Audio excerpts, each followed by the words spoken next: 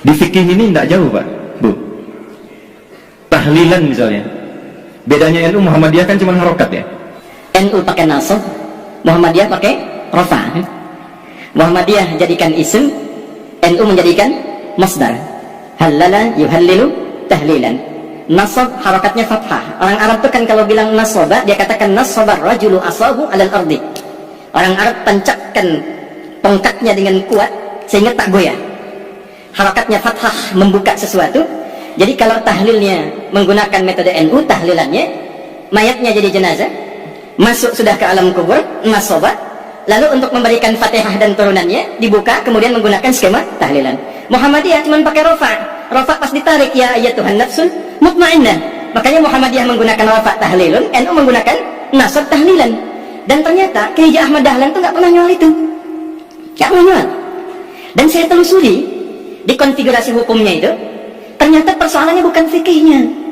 Ada kasus di kalangan masyarakat ingin menyelenggarakan tahlilan, ternyata tak punya materi, sehingga dia harus berhutang kepada tetangganya untuk mewujudkan tahlilan itu. Maka keluarlah pertimbangan, kalau tak punya uang jangan dipaksakan sehingga berhutang. Bukan masalah tahlilannya, cuman memang babnya belum selesai. Kalau memang tak punya uang, kenapa anda tak pinjamnya atau berikan saja, kan tuntas babnya ya.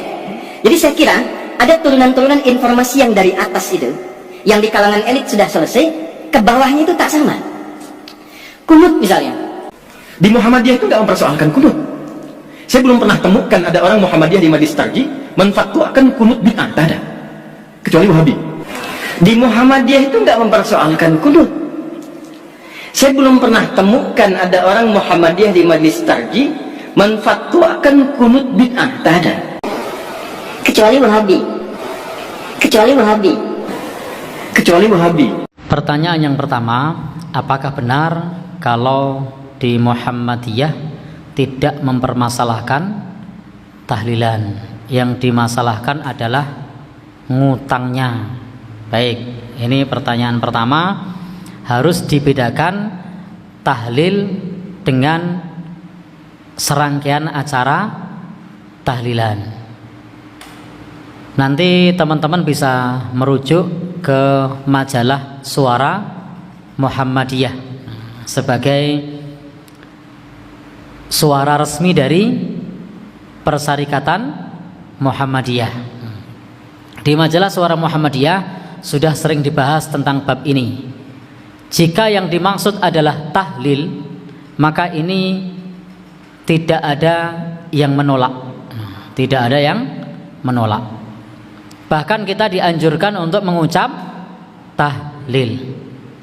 Bahkan siapa yang akhir ucapannya adalah tahlil, maka masuk surga. Man kana akhiru kalamihi la ilaha illallah dakhalal jannah. Barang siapa yang perkataan terakhirnya adalah la ilaha illallah, maka akan masuk surga. Demikian pula ketika kita membahas mengenai masalah tahlil, tahlil ini termasuk cabang keimanan yang paling tinggi, itu adalah la ilaha illallah. Kemudian juga ini termasuk zikir yang paling utama. Jadi tahlil itu adalah zikir yang paling utama. Tetapi beda jika yang dimaksud adalah tahlilan dengan serangkaian 7 hari, 40, berapa lagi, 100, 1000, setahun, 2 tahun. Maka silahkan teman-teman nanti bolehlah googling tentang bagaimana pendapat Persyarikatan Muhammadiyah tentang tahlilan. Kasih kata kunci Suara Muhammadiyah. Misalnya Suara Muhammadiyah tahlilan. Itu sudah banyak dimuat di situ.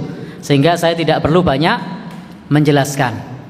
Di situ dijelaskan bahwasanya itu ketika menggunakan hitungan hari tadi atau formasi format yang seperti itu tidak pernah dituntunkan dan dicontohkan oleh Rasulullah Shallallahu Alaihi Wasallam, dan Muhammadiyah tidak mengamalkan itu.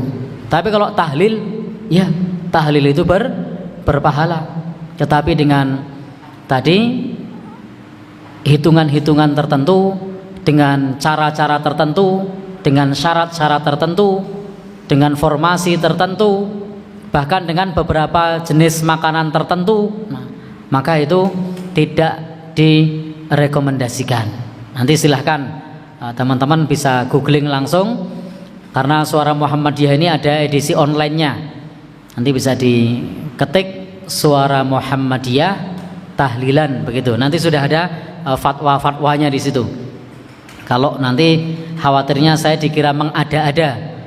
Jadi yang formasi seperti itu saja tidak boleh, apalagi yang ngutang-ngutang itu lebih-lebih lagi tidak boleh.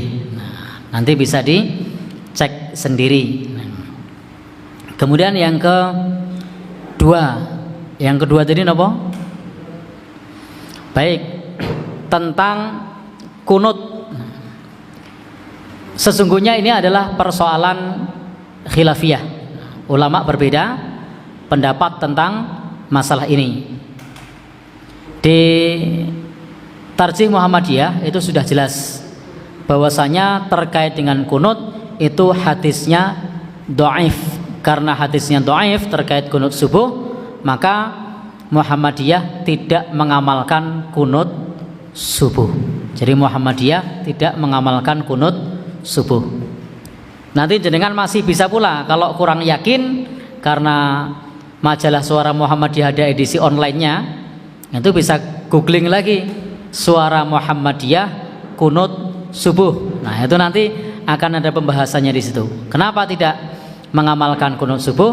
Karena bagi Majelis Tarjih Muhammadiyah bahwa kunut subuh hadis-hadisnya itu dhaif. Karena hadisnya dhaif, maka tidak bisa diamalkan. Meskipun demikian, kita mengakui bahwasanya ini adalah ranah perbedaan pendapat di kalangan para ulama. Tetapi putusan tarjih sudah jelas bahwasanya itu hadisnya dhaif, sehingga warga Muhammadiyah tidak mengamalkan kunut. Wallahu alam bishawab. Tetapi ingat ya, kalau ada yang beda pendapat, kita saling menghormati.